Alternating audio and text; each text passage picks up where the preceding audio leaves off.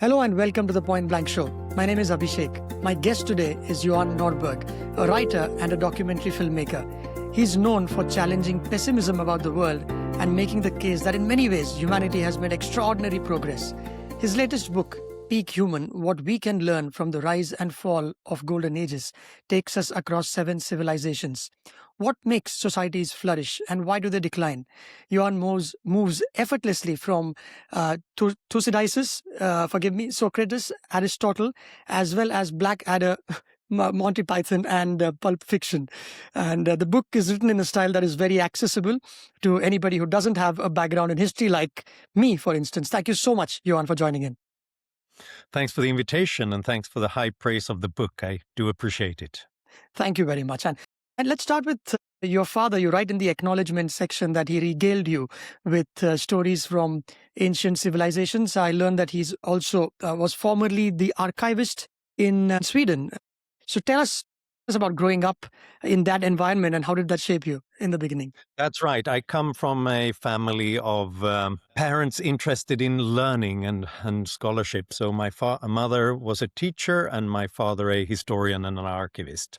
And so I grew up hearing not the usual stories you tell kids, but more about ancient battles and journeys of discovery and great empires. And my father always has an ability to make them come alive, and it was very exciting. And it created an interest in me in those historical events, realizing that history is not boring. It's sometimes awful and brutal, but it's always fascinating, and it tells us where we came from. So it created an interest in me that lasted so long that I started to understand what history was about, and that created an interest in writing and researching it eventually. And those early or formative years are quite important in developing interest. Does any of those stories, do any of the stories stand out? Anything that you learned as a kid that you remember, if you can, scratch your head and go back to when you were 5 or 10? Oh, that's a great question because obviously, like apparently so many men, I'm a little bit obsessed with the Romans, the Roman Empire, and think about it all the time. So there's something about the emperors, both their achievements in creating a huge empire, but also the risks of having a bad emperor. You might be unlucky and you have someone who is crazy and appoints horses as senators and ruins it for everybody. So that's one of those stories. And I also would say that the ancient Greeks and their battles from fighting against the Persian invasions and then fighting amongst each other, the Athenians and the Spartans, that's it's kind of foundational myth in a way for much of Europe. And so that's something I got interested in. That's funny you say that like most men, you are obsessed with the Romans and you have a little paragraph in your book as well where somebody did a bit of a study. Tell us about it, where they asked the housewives or females to ask their husbands how often did they think of Rome, and the results were staggering. Yes, this is apparently a social media meme where a guy asked his followers to ask your husband or your brother or your son how often he thinks of Rome, and you will be surprised. And actually, I met the guy. He calls himself Gaius Flavius, and he dresses up as a Roman soldier for all these reenactments and events. And his point was that there is so much from Rome that we borrowed eventually from the Latin languages like French and Spanish to Roman law, which is made a bit of a comeback eventually during the Renaissance, to architecture and other things. And there was a poll done which showed that at least something like a 20% of Swedish men think about Rome every day. And that was a part of Europe that was never a part of the Roman Empire. So it tells you that it has a lasting influence. Yes. And it's interesting. I watched another meme where it was posted by a woman. It was a big garden. All right. It's like a botany place or some such where the phone camera is just moving at different places. And it's all men and they're just standing and staring. And it was all about reading. They were reading text. next to that plant or the history of it. And the tagline said, if there is text, he will stop. I'm not sure if there's something about men who would want to know a little bit more. I mean, of course, women too. I don't know if there is a biological explanation to that. Perhaps we want to know where we are, and then we want to brag about our deep knowledge about the place we're at. That's possible. So let's start with peak human. One of the things that I enjoyed reading about it is it's not about everything under the sun, but you've chosen these 7 civilizations. And let's start with a very basic question: what makes a golden age, and what are those 4 or 5 things that, in your opinion, if you check them off, you're living in a golden era? Yeah, that's an important starting point, because I'm not thinking about territorial expansion or big empires as such. They have to create some sort of conditions that are seen as golden by the contemporaries, by neighbors, by subsequent generations. So it's something relating to cultural creativity, scientific curiosity, technological innovation, economic growth that lifts more people, giving them more opportunities and more wealth. And obviously then, it's important to point out, not for everybody. It was not golden in any historical civilization for all people there. As scholars point out about the Roman Empire, when people say, oh, it must have been lovely to live there, they always imagine that they would have been emperors or senators, which is obviously few hundred people. And life being an emperor was not always that great. I think roughly half of all Roman emperors died a violent death. So it tells you that oppression and war has been the rule throughout history. So it's not great in every respect, but that was not then what the neighbors thought of when they looked at these civilizations, because they had a lot of war and oppression back home. What they found remarkable was that they, despite these problems, managed to create better living standards, more opportunities, more creativity, and dynamism in those societies. So, it would be safe to say that we are currently, despite the war in Iran or the COVID that happened not too long ago, and the Middle East, the Ukraine, we're still in a golden era. If we have an air conditioner here and we can talk on the internet, you're practically a stranger. You said yes to me. This wouldn't have happened 25 years ago, even. So, are we living in the most golden era ever imaginable to begin with? Yes, I think we do. It doesn't feel like it all the time, because it feels like the world is on fire, but it's always a little bit on fire. So the question is, you have to look at the trend lines. How does the average people live on the planet? And then I would say that if we had a time machine and we could go to any other era, we shouldn't do it, because when you look at poverty, when you look at life expectancy, when you look at child mortality, never before in human history have so many people led such good lives, relatively speaking. And that does not mean it's guaranteed to last, but it means that I think that if our ancestors would have seen us now, they would have said, wow, we wouldn't expect that to happen. You know, the average life expectancy throughout history was roughly 30 years. And child mortality roughly at every second child dying before aging to maturity. Now it's above 70 years life expectancy, and child mortality is down to the low single digits. And you do mention that your daughter told you that I would never want to live in any of the eras that you've described because it looks quite gruesome. Yes, and let's go back right at the beginning. Let's talk about Athens, for instance, where you write that they figured out a way that the power should not rest with one individual, but spread across. You write, please correct me here, the Council of 500, where they were chosen by some lot, and they served limited terms, so that you can't have cliques. How did that function in reality? Meaning, it seems a little odd where you don't have mobile phones, you don't have anything. They figured this out, and that's the starting point. So just tell us about that. Yeah, and I think that tells us, and especially the Council of 500, that the Athenians really took this seriously and thought long and hard about how to make something resembling a democracy work. And obviously, women were excluded, so were slaves. But again, that's not what Athens' neighbors thought of, because they were excluded from the political process everywhere. They were astonished that free men had that freedom to be involved in every political decision, and even appointing their generals and their leaders. And Probably they came up with this system because the aristocrats had fought themselves to a standstill and Huh. began to look for other ways of solving issues than killing each other or ending up the ruler or in exile. So they needed some more stability, and they developed a system where they all met the free men at one place in the assembly and decided on these things. But how do you do that if there are thousands of people there? It could turn into chaos. And Hmm. that's why they implemented this Council of 500, which was a place where 500 men prepared the agenda for the assembly and came up with the kinds of proposals that they would vote on.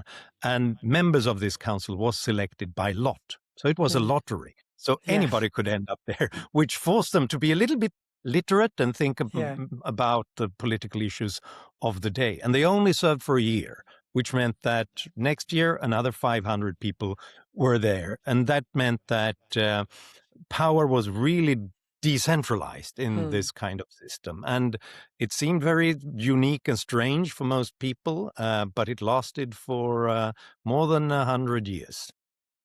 And it would have been, you talked about time machine.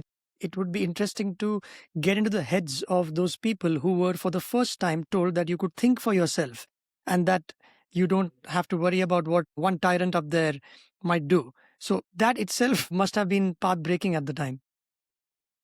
Yeah, I think so. It's fascinating how they came up with so many new ideas at that time. And I think that's partly because Athens was in a place of and this goes for many of the golden ages, they were at the crossroads between different other civilizations. So they had the Egyptians, the Mesopotamian, Phoenicians who had integrated the Mediterranean as merchants in a Huh. trade network, which meant that they had other ideas to build upon, and also more than 1,000 different Greek city-states. So they could see different alternatives everywhere. Sometimes if you have just one empire and only one ruler, you think that that's the only way in which we can organize society.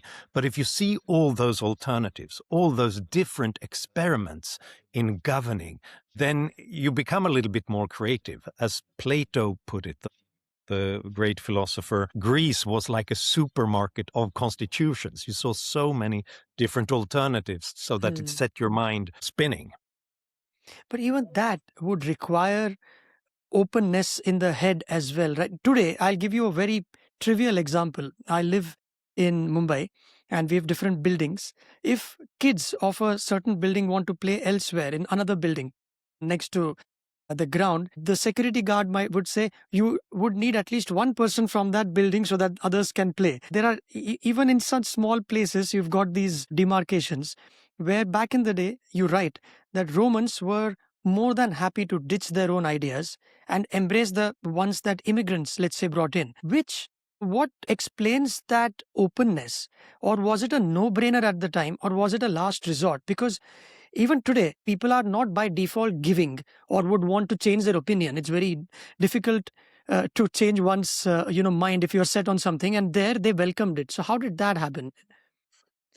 Yeah, that's a good question. And obviously, there were so many other societies at the time where they had more closed societies and people were not allowed to speak their mind or experiment with new methods. So, in a way, I'm writing the story of the few societies that came up with this kind of constant interest in discovery, learning, and innovation. And how did they come up with it? Well, sometimes it was like a last resort, like Athens. I think they had experimented with despots, they had experimented with aristocrats and warlords for a long time, and they were just exhausted and they Right. wanted something else. And then they began to experiment with democracy. And I think with the Romans, I think they were in a tricky, difficult region with many strong and brutal powers, say 5th and 4th century before the Common Era. And I think that they, through constant experimentation, came up with the idea that we will be stronger if we constantly absorb and acquire new ideas, new institutions, new technologies wherever we go. Hmm. So instead of trying to impose our system on everybody else, um, I mean, they were brutal conquerors, the Romans, but were everyone back in those times. What set them apart was that they didn't travel their conquered people and impose their own system. They realized they would benefit more if they instead borrowed the best Hmm. ideas and allowed locals to keep much of their property, their ideas, even their gods, and instead borrowing technologies and even allowing people to have a career in the Roman military, in business, even in the Senate, because that Hmm. would make the Romans stronger to constantly rejuvenate society by adding new talent. And so they rewarded meritocracy, irrespective of where you came from. Because you also mentioned that Aristotle couldn't become a citizen for Athens, and they were restrictive to a point, whereas in Rome, they were far more open at the time. That's right. So the Greeks, even if they were quite open minded compared to many others, they didn't allow foreigners to become citizens, not even in Athens. So, and that put a limit to what they could accomplish, how they could grow and expand. Hmm. And this was something that the Romans talked about explicitly. They admired Athens, but they thought that a limit to their power was that they didn't find new talent and allow people, merchants, philosophers, or warriors to come to their place Hmm. and become citizens. And that was how Rome thought that they would be able to beat everybody else by, Claudius, the emperor, talked to the Senate that now that we've fought against the Gauls in now France for 100 years, let's turn them into citizens because that's the way to benefit from their brains, from their talent. Right. And they really believed that they would make immigration would make them powerful. Yeah, but you got to give it to Athens from what I've learned from your books about their creativity and how names or meanings of words can change over time. Like ostracize is I learned had a whole different meaning. And today it's got a negative one, but it started off as a positive one. Can you explain how they came up with it and what was that whole concept? Yeah, no, that I'm glad you raised that because it seems so awful. Ostracism means to shun someone, even exile them Yeah. and turn them away from everybody else. And that's what they did. But the intent in Athens to come up with this formal institution of ostracism was probably to make sure that to solve some of the tension between the most powerful people. If there were two demagogues or aristocrats who fought against each other constantly and everybody else were sort of ended up being a part of their constant partisanship, this was an ability to remove one of them Hmm. from the place and to create some peace. And they had to go away from Athens then for 10 years, but they kept their titles, they kept their property, and after 10 years they were allowed to come back. So the idea was they had two votes on ostracism every year. And that was, first of all, should we ostracize someone this year? And Right. if the majority voted in favor of that, the next vote was to see who did it. And they vote then Hmm. the name on shards of pottery. And pottery, that the name for pottery, that pottery in Greek was ostrakon. And that's where we got the name of ostracism from. Hmm. And if the majority voted in favor of ostracizing someone, they had to leave for 10 years. And it seems brutal, but we must remember that in most other states at that same time, if someone was seen as a problem for the whole of society, he was probably killed back Hmm. then. This was an ability as a safety valve, to lower the temperature of politics for a while, and Yeah. then they will come back eventually. And at the same time, the society at the time also had a sense of humor because we live in a world where stand up comedians, at least in India, are under the cosh if they joke about the government. There have been police complaints against them. It's a little different in the US where you can get away by calling spade a spade. These days, things are changing. But how was comedy and free speech back in Athenians and, during that time, during Romans as well? Yeah, this is something that really tells us that they believed in free speech in Athens because we can see from the plays. And of course, the Athenians were pioneers when it came to theater, when it Hmm. came to both comedy and when it came to theater. And we can see in what we have left of those plays is that they were often quite rude, especially in comedy. And made fun of Hmm. important people in Athens, even its rulers, its longtime general, the greatest statesman of ancient Athens, Pericles, was always mocked in these plays, and they made fun of his behavior and apparently his head shape, Hmm. which they thought looked funny. And that tells you if a government is not afraid of its people and can allow them to speak freely and even mock the rulers, it tells you something is going right in that society, because it tells you that people feel the self-confidence to speak freely and also then to live freely. Yeah, and even there, on one hand, comedy is, let's say, an hour-long gig by a stand-up comedian. You have fun, you leave. Then you have something that might last 20 years, where they were intelligent enough to bank on olive trees, is what you write. And there was a proper reasoning beyond just spreading greenery. Yeah, olive tree is hard work, and it takes long tending to, and it takes you before when you plant an olive, it takes could take 10 or 20, even 20 years for it to bear fruit. Hmm. So if that happens in a society, it tells you that you believe in the future and the sustainability of that culture, because it can very easily be lost if property is not respected, if war is going on, if it's ruined, it's burnt to the ground.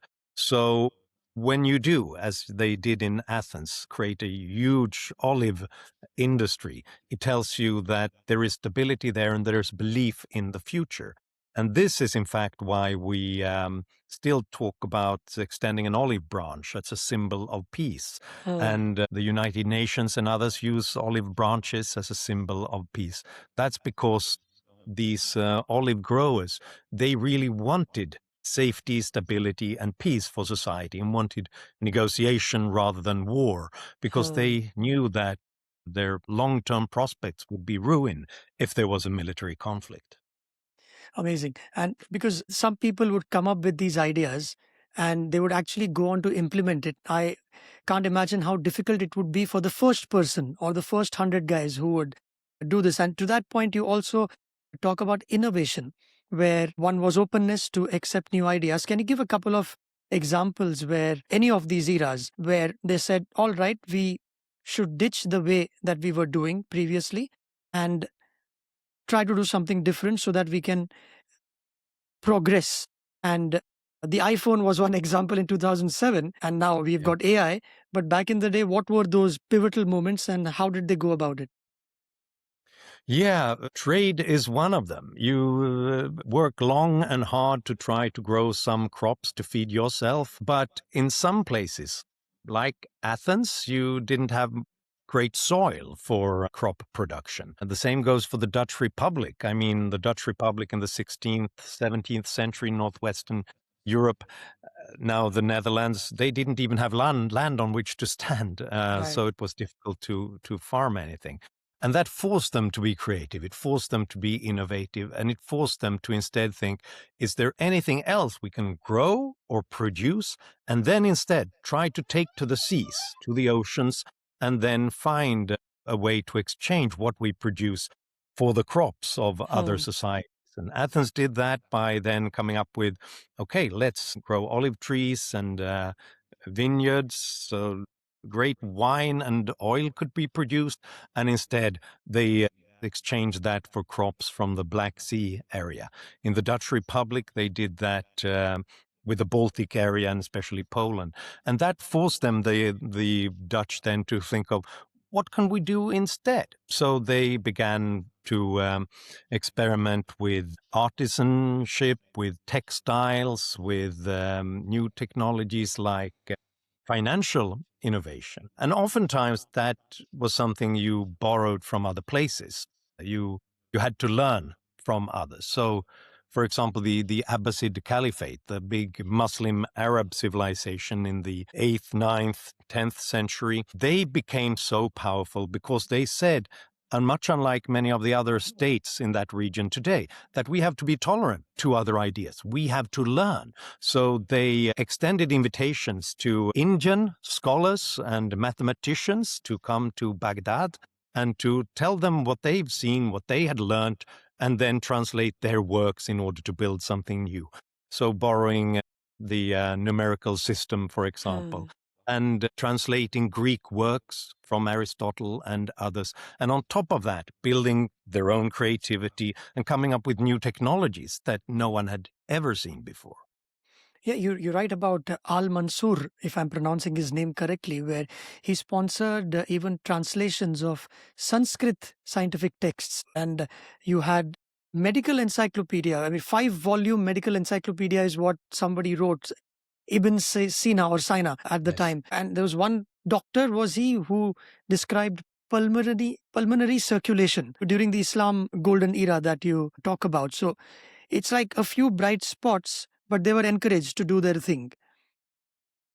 That's right. And when they were free to do that, I mean, eventually they lost that freedom in that region, but they started something extraordinary that we could borrow from later. Hmm. So some of these texts on medicine were used in Europe then for 500 years to go further. And this is Hmm. because that Abbasid culture really was into intellectual tolerance, because as the caliph had said, that blocking out the knowledge of other cultures and other civilizations is to block out the kingdom of God. So Hmm. his interpretation of religion was that, this beautiful, wondrous, miraculous nature, it's something that we should set scholars and scientists free to Hmm. explore and learn from.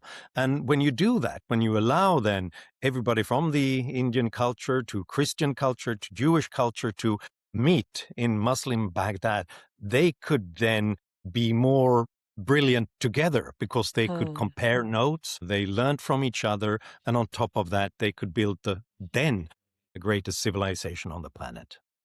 The word merchant also is from that era, is it? I mean, that's what, if my memory serves me right, again from the book, where during the Abbasid era that you write about, where if Athenians and Romans, you write that, and please again help me out here, is capitalism may be a necessary evil, but the Islamic culture actually embraced it, which is at odds with what where we are today in terms of at least the perception, if not the fact. So they embraced it at the time, didn't they? That's right. And that was a major change. As you point out, the Greeks and the Romans, they engage in a market economy and in international trade on a large scale, but they thought it was somewhat demeaning and vulgar. So they thought that this is something that we can hand over to the foreigners and to Yeah. slaves and to free slaves, because the great people, they engaged in contemplative thinking and philosophy or in warfare. Uh, So there was always a limit to the possibility of developing capitalism.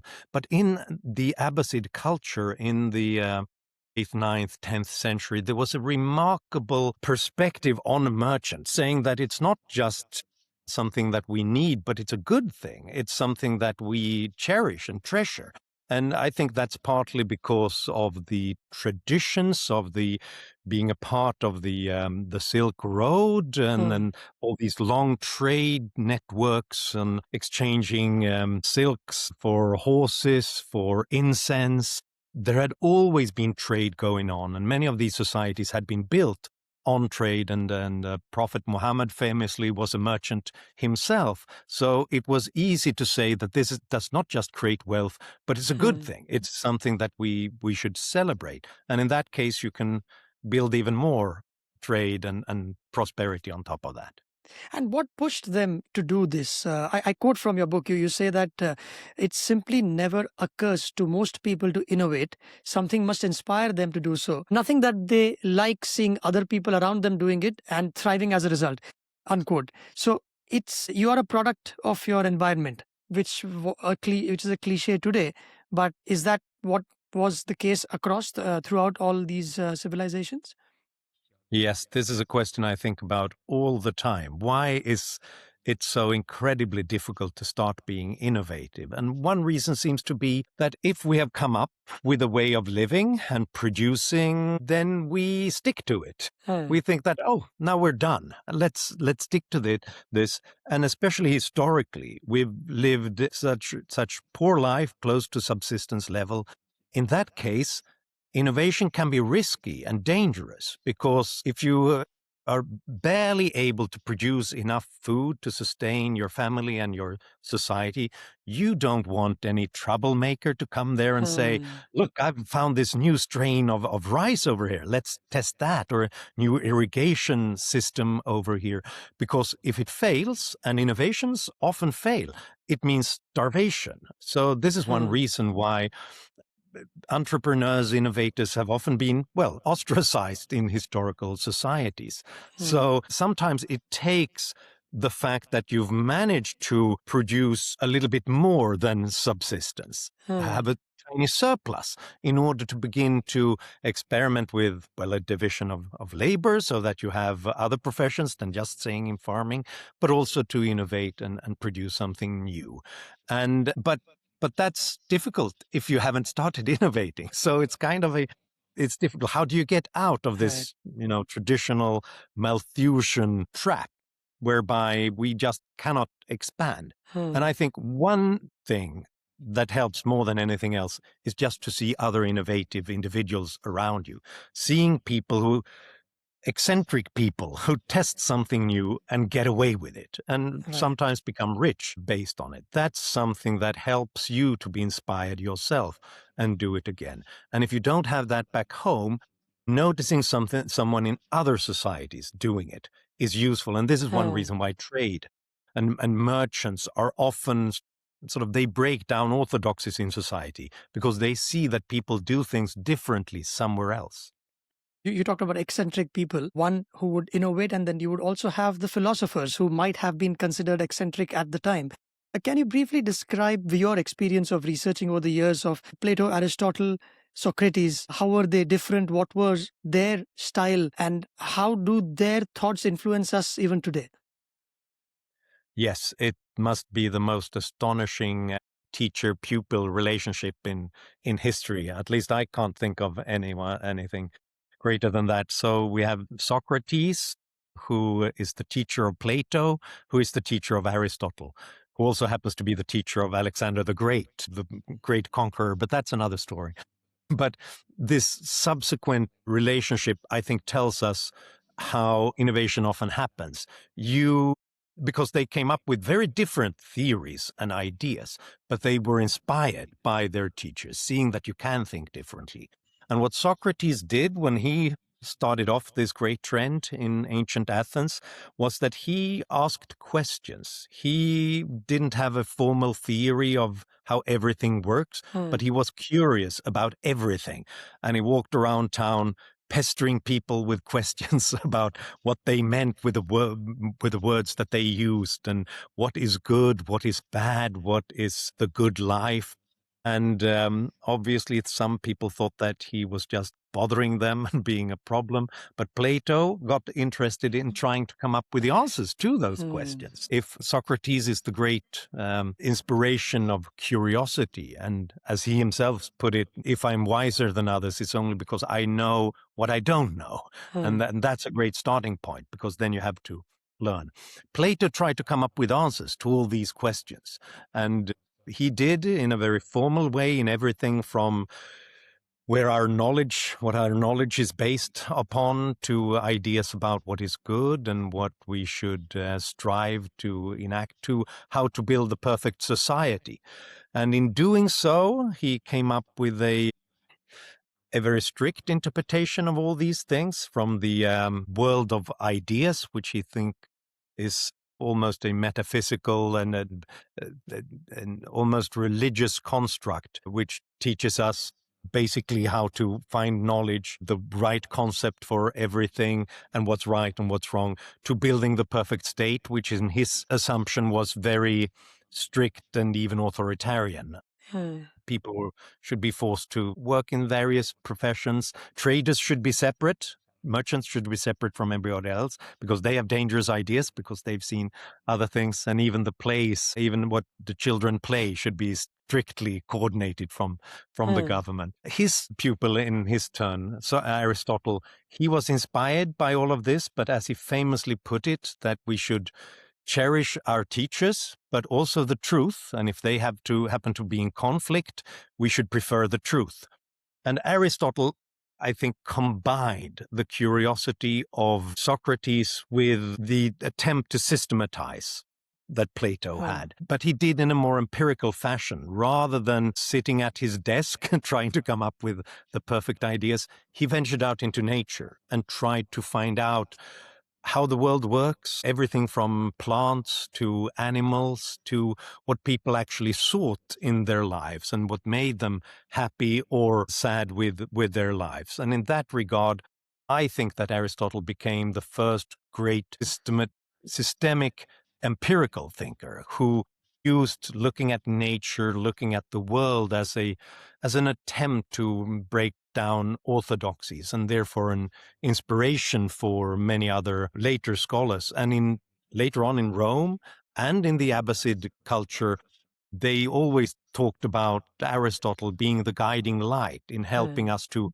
even move further than Aristotle had when it comes to learning from nature. And what explains some of the decline? We talked about what makes an era as golden as it can get. And you also laid out the context that it's not all fun and games. There are people dying. And you also had the likes of Socrates, who was poisoned, then Galileo, who was probably half a century ahead of everybody else, but had to eat his own words if he had to survive. So, where do we start to get wrong, and where does that decline start? Because sometimes a decline can be as long as 500 years, is what you. I heard one of your podcasts where you talk about Song China, where they suddenly closed themselves. It held them in good stead for a while, but it took 500 years and then decay began. Only in hindsight can we talk about these things, but where does a decline begin? Yes. This is a complicated question. One German historian once tried to summarize all the explanations that had been mentioned for the fall of the Roman Empire, and it came up with a list of 210 different explanations. So it's complicated, but to me, two strongest and most devastating ones are, as D.C. Somerville, the historian, put it, it's usually murder or suicide that defeats societies. And murder, I mean, that's foreign threats. It could be raiding armies, invasions. It can be natural disasters, or it can be pandemics. They have a destructive influence on any society. But sometimes they also bounce back from that. They're able to rebuild because you don't necessarily lose your knowledge. But if you commit sort of metaphorical suicide, losing that cultural self-confidence that turned you into explorers, innovators, merchants, then it's more difficult to keep going and to rebuild what you have lost.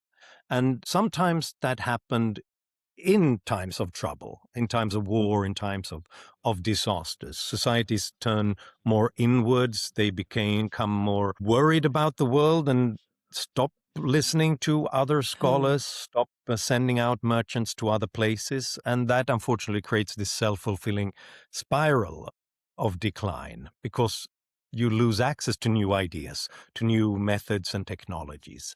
And we have a couple of examples like that. You mentioned Socrates. Even free Athens, even democratic Athens, decided to sentence its greatest philosopher to death as a scapegoat for its troubles during wartime. This is something many other societies have done as well. In times when things seems too turbulent, it changes too fast, you think you can create stability by just imposing one orthodoxy, one rule. And unfortunately, that stops societies from being creative. And ancient Rome became more centralized. The Abbasids began to use religion as a tool for political power. And they eventually banned their own intellectual openness and built state schools that were just supposed to repeat the same old orthodoxies. And China, I think, went further than possibly any other society in shutting themselves down during the Ming dynasty. They had been close to an industrial revolution. They had been close to an intellectual philosophical renaissance in the 13th century. But the Ming dynasty that got power in the 14th century, they just said that this is too risky. All these changes, all this turbulence, it threatens our society as well. It threatens our power as well. So they decided that no, farmers should from here on be tied to the land.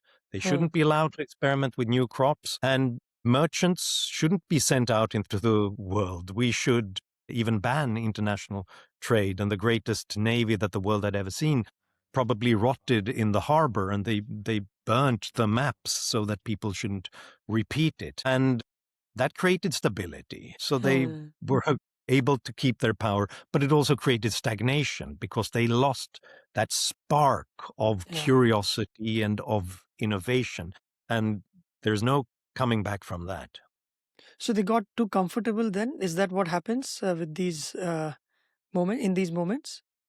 Yes, I think you can get too comfortable or too uncomfortable in a Yeah. way. It sounds like opposites, but they are both two different ways of forgetting the institutions that got you here, because it's not automatic. Nothing is guaranteed to last forever. It's sometimes you think that, look, now we are comfortable, let's stop right here. When you do that, you lose that insight that you have to constantly recreate it. You have to reinvent your society, business models, your learning all the time. And if you don't, your neighbors probably will, and they will beat you.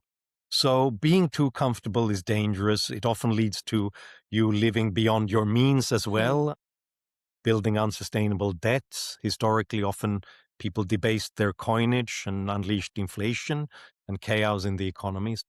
Being too comfortable is dangerous. You have to ask yourself, how did we get here and how can we move on?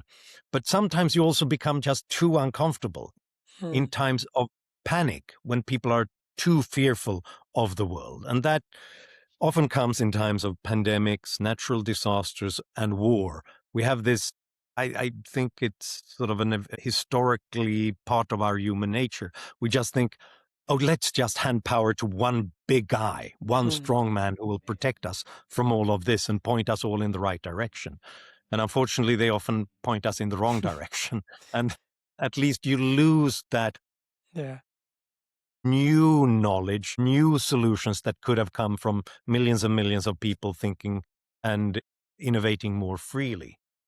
Because some of these times that you write about, some of them just didn't have any other choice but to innovate. You write about the Dutch, which I found was very interesting. There is a phrase when we go out for meals during college, let's Dutch, and the whole idea of being frugal. You write about that Yeah. the culture is also passed or handed down from centuries. They probably faced more geographical challenges than any other place on the planet. Tell us what makes Dutch the Dutch, and how did Yeah, they get by those times, and how did they innovate? that's right. They had to be frugal because they didn't have much Hmm. to begin with. They were part in the 16th century of the biggest empire back then, and that was Spanish Habsburg Empire, which governed much of Europe at that time. And the Dutch, they revolted. They wanted freedom and independence from them, and nobody thought that the Dutch would win because they didn't have anything. They didn't have a strong old navy or army or strong aristocratic traditions, and they didn't have much land because this was a part of Europe that was mostly below ocean level. So they constantly had to fight against the ocean from taking farmland away from them. And obviously that meant that they were in a bad shape. And actually, when they tried to hand their crown to Queen Elizabeth of England, she rejected it because there's nothing there. You have no chance against these guys. But that sometimes necessity is the mother of invention. It forced them to be very innovative and to be very responsible and to work very hard to create something out of this difficult land.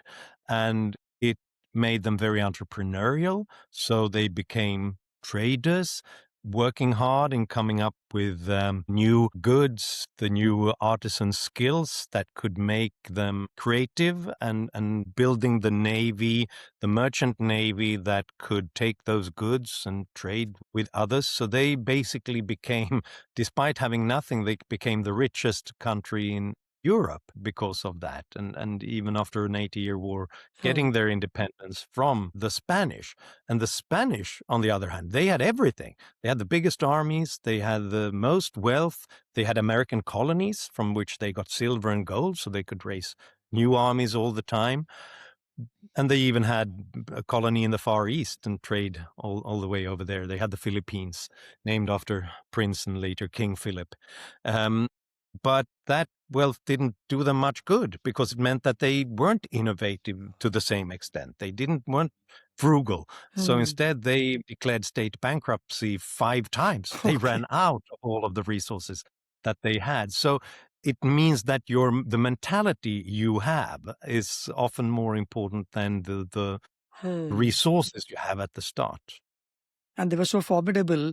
You write that if you were to pitch a story to Netflix for a web series, they wouldn't. They would probably think it was all made up. Is Yeah, that's right. I think so, because it seems so unlikely. This part of Europe that almost didn't exist.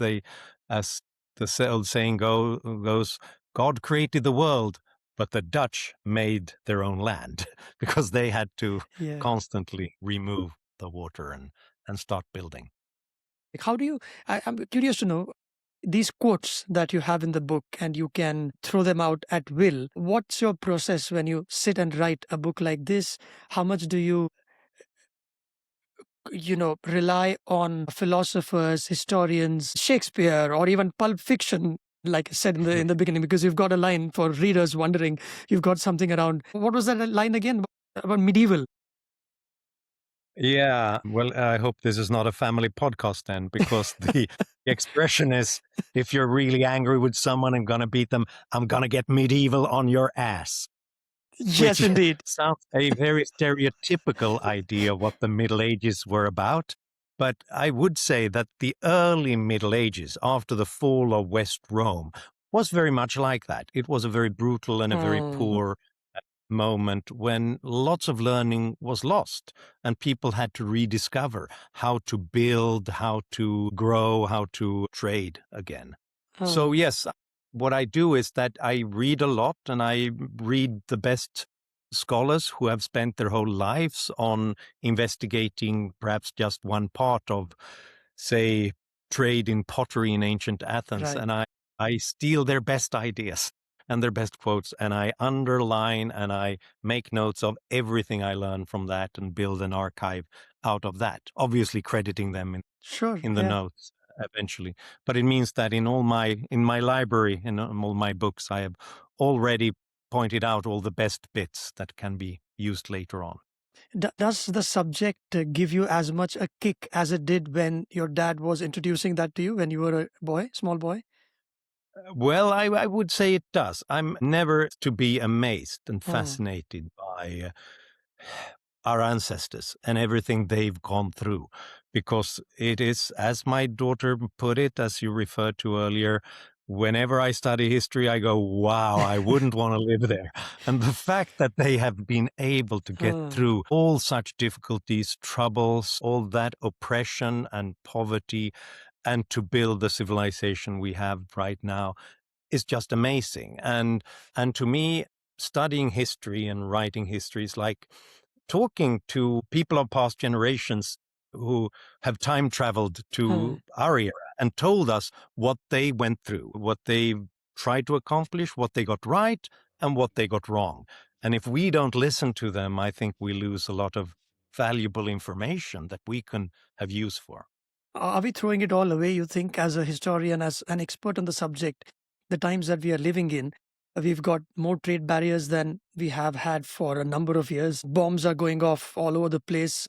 We are making wrong sorts of records. Is this the start of something grim, or is it an aberration? Of course, things are great. We are talking, which was never possible. Social media can be brilliant, where news can spread. People have helped each other during times of crisis because information can be passed on quickly, but it has the other side of it as well. Where do you see our current times? Does it worry you, or hang back, things will take care of themselves? Well, it worries me, and I'm constantly frustrated that we keep on repeating the same mistakes throughout history. Ah. People should really read more history to have a head start Mhm. instead. But at the same time, studying history means that you notice that we've been through an awful mess before Hmm. in history, again and again, often much worse trouble than today, and we got through it. And that tells me not that we will necessarily succeed again, but it tells me that it's in our capacity. We do have the opportunity to bounce back from trouble. And something that makes me hopeful about the world is that despite all these problems, despite all the obstacles that the world and our governments throw in our way, it seems like the spirit of mankind seems to bounce on top of it in a way. We've had 25 years of endless war, of the great pandemic, and the whole world shut down, and we've had financial crashes, and we have Putin and all those things. And yet, in fact, these have been the 25 best years in human history. Hmm. And if you look at the objective indicators of human living standards, some 130,000 people were lifted out of extreme poverty every day for these 25 years, and child mortality was cut in half. Hmm. And that tells me that for all the problems of the world, we have more people alive than ever before, who live longer lives, get a longer education than ever before, and are able to stay in touch with the accumulated knowledge of the rest of mankind better than ever before.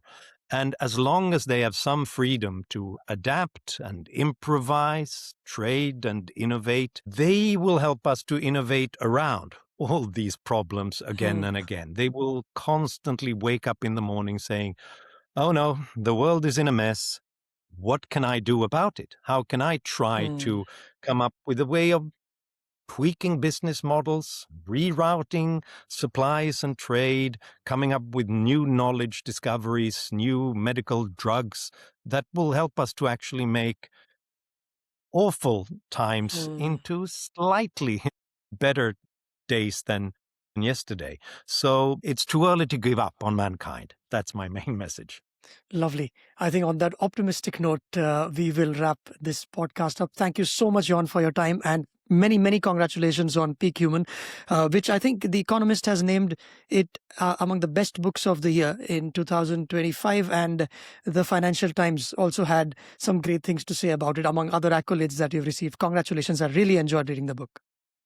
Thank you very much, and thank you for a great conversation. Thank you. Likewise, Johan.